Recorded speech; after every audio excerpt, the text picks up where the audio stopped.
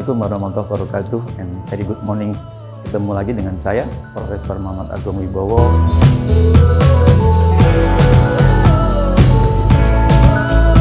Di sini kalau saya bicara proyek, sebenarnya adalah proyek konstruksi gitu ya. Nah, sekarang saya akan jelaskan bagaimana definisi dari proyek konstruksi.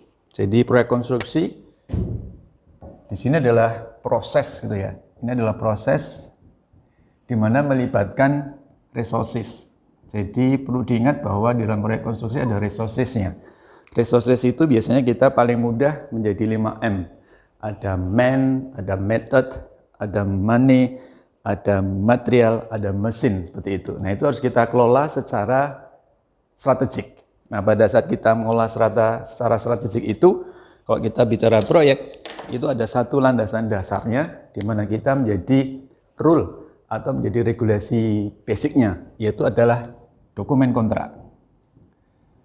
Nah, di dalam dokumen kontrak ini, di situ para pihak yang melakukan bentuk kesepakatan antara pihak 1 dan pihak 2 sepakat bahwa akan mengelola proyek ini jadi sesuatu yang baik berdasarkan dari beberapa indikator. Nah, indikator proyek itu ada beberapa hal. Pertama adalah bersifat time atau waktu. Kedua adalah bersifat biaya atau cost.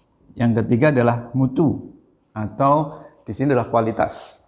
Nah, di dalam era sekarang ini ditambah lagi, ada tambahan lagi yaitu indikator proyek adalah satu adalah K3 yaitu keselamatan dan kesehatan lingkungan, serta yang terakhir ada juga aspek lingkungan, dalam arti lingkungan sosial dan lingkungan biotik. Nah, ini semua definisi dari proyek sejak dari mulai proses, mempergunakan resources, serta bagaimana kita mengaturnya berdasarkan dokumen kontrak, serta indikator-indikatornya.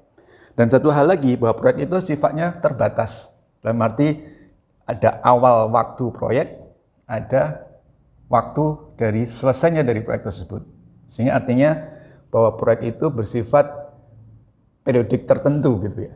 Nah, di sini yang harus diingat adalah bagaimana kita melakukan manajemen untuk mengelola proyek ini supaya bisa selamat dan mencapai dari value tadi yang disepakati antara pihak pertama dan pihak kedua. Biasanya pihak pertama adalah si owner atau sebagai pemilik proyek, dan pihak kedua adalah penyedia jasa atau kontraktor. Di sini dalam contoh fase konstruksi, dia sebagai pihak yang kedua.